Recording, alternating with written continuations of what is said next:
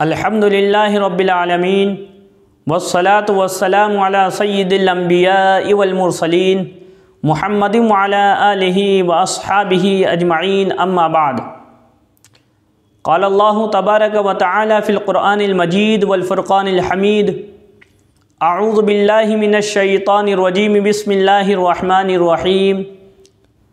अल्हम्दुलिल्लाहिल्लज़ी अंज़ला अला अब्दिहिल किताब व लम यजअल लहू इवजा। सदक़ल्लाहुल अज़ीम।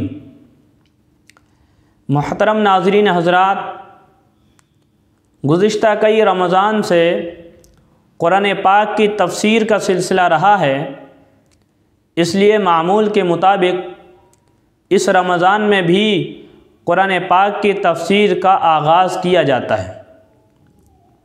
इस साल कुरान पाक की जिस सूरत से तफ़सीर का सिलसिला शुरू कर रहे हैं, इस सूरत का नाम सूरतुल कहफ़ है। ये मक्की सूरत है और इसके अंदर 110 आयतें हैं और 12 रुकू हैं। इस सूरत का नाम सूरतुल कहफ़ इसलिए है कि अरबी के अंदर कहफ़ गार को कहा जाता है और इस सूरत के अंदर उन नौजवान लोगों का तज़किरा है जो गार के अंदर छुप गए थे। चूँकि गार का तज़किरा है, इसी मुनासबत से इसका नाम सूरतुल कहफ़ रख दिया गया। इस सूरह पाक की हदीस पाक के अंदर अल्लाह के नबी अलैहिस्सलातु वस्सलाम ने बड़ी फ़ज़ीलतें इरशाद फरमाई। चुनांचे हदीस पाक में आता है, हज़रत अबू दरदा रज़ियल्लाहु अन्हु इरशाद फरमाते हैं कि नबी पाक सल्लल्लाहु अलैहि वसल्लम ने इरशाद फरमाया, जो शख्स सूरतुल कहफ़ की शुरू की 10 आयतें याद कर ले और उनकी तिलावत किया करे, अल्लाह ताला उसको तमाम फितनों से महफूज फरमाएंगे। यहाँ तक कि अगर दज्जाल का फितना भी ज़ाहिर हो गया तो इसकी तिलावत करने वाला दज्जाल के फितने से भी महफूज रहेगा। और एक हदीस पाक में यही फ़जीलत सूरह कहफ़ की आखिरी 10 आयात के बारे में मनक़ूल है। जुमे के दिन ख़ास तरीके से नबी पाक सल्लल्लाहु अलैहि वसल्लम ने इस सूरह पाक को पढ़ने का हुक्म फरमाया। चुनांचे हदीस पाक में आता है कि जो बंदा सूरह कहफ़ की जुमे के दिन तिलावत करता है तो इस सूरत की तिलावत की वजह से उसके कदम से लेकर के उसके सर तक, यहाँ तक कि आसमान की बुलंदी तक उसके लिए एक नूर हो जाता है जो क़यामत के दिन उसके लिए रोशनी का ज़रिया होगा। और हदीस पाक में आता है, जुमे के दिन सूरह कहफ़ पढ़ने की वजह से गुज़िश्ता जुमे तक जितने भी गुनाह होते हैं, अल्लाह ताला इस तिलावत की वजह से उसके तमाम गुनाहों को माफ़ फरमा देते हैं।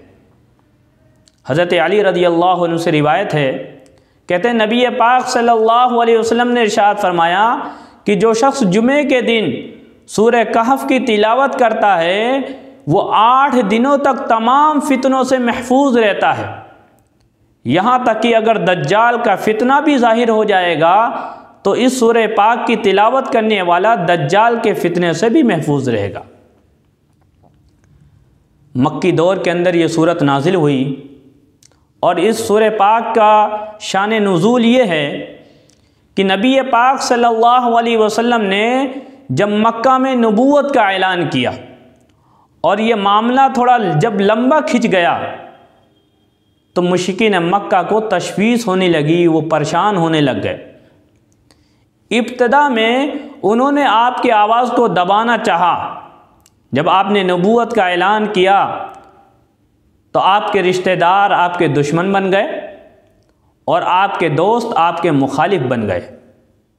उन्होंने तमाम कोशिशें कर ली, आपको डराया, आपको धमकाया और आपको ताने दिए, तरह तरह से आपको सताया गया, लेकिन आपने कार नबूवत से दस्तबरदार नहीं हुए, इस काम को नहीं छोड़ा। जब ये काम ज़्यादा लंबा खिंच गया तो वो फ़िक्रमंद हो गए, किसी न किसी तरीके से इनके काम को रोका जाए। इस काम को रोकने के लिए मुश्रिकीन मक्का ने मदीना के यहूदियों से मदद तलब की कि आप हमारी मदद करो, आप आसमानी किताबों के आलिम हो, इल्म रखने वाले हो, आप बताओ कि हम मोहम्मद सल्लल्लाहु अलैहि वसल्लम को किस तरह से रोक सकते हैं। चुनांचे मुशरिकीन मक्का ने अपने आदमियों में से 2 आदमियों का इंतखाब किया, एक नज़र इब्न हारिस और एक उक़बा इब्न अबी मुईद का, और इन दोनों को मदीना रवाना किया गया।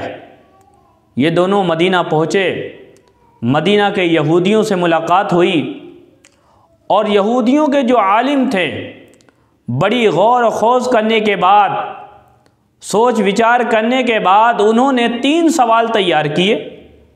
उन्होंने कहा कि ये 3 सवाल जाकर के मोहम्मद सल्लल्लाहु अलैहि वसल्लम से करो, अगर वो सच में नबी और रसूल हैं तभी वो इन 3 सवालात के जवाबात दे सकते हैं, वरना गैर नबी इन सवालात के जवाबात नहीं दे सकता।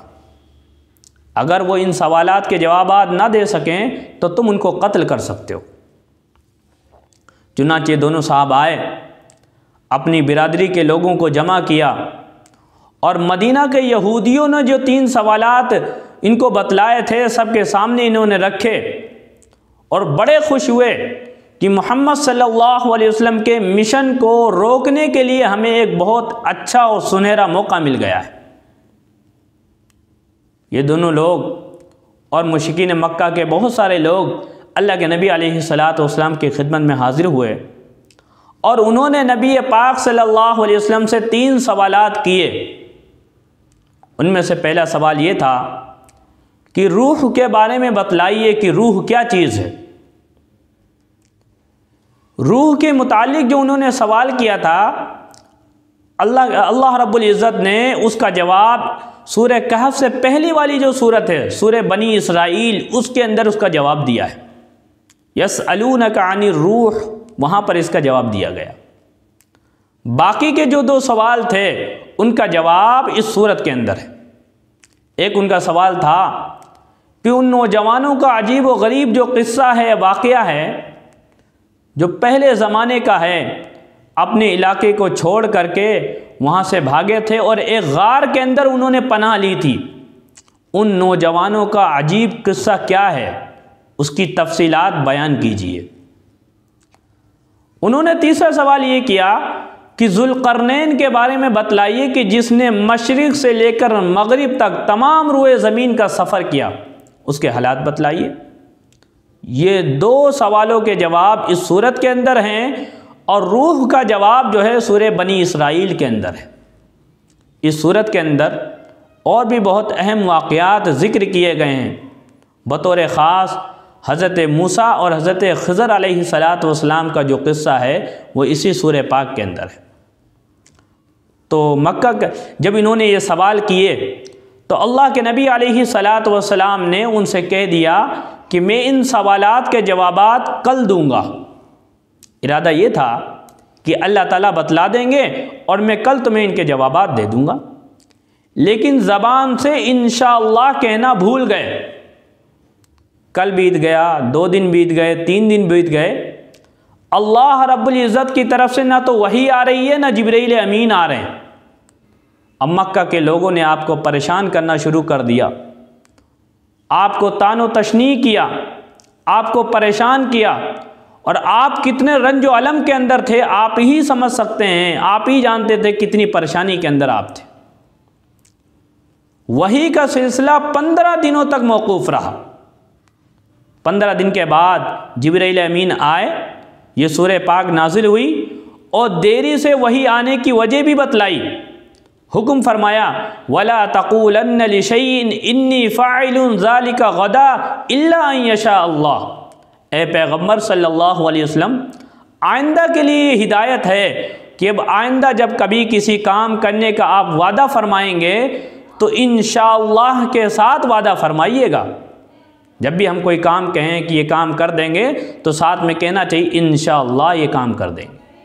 आपने इंशाअल्लाह नहीं कहा था, इस वजह से वही के उतरने में देरी हुई। चुनांचे आज की मजलिस में इस सूरह पाक की फजीलत और शान नुज़ूल आपके सामने बयान किया गया।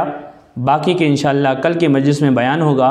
अल्लाह ताला इस वक्त की गुजारिशात को कबूल फ़रमाए, कहने सुनने ज़्यादा अमल करने की तौफ़ीक़ अता फ़रमाए।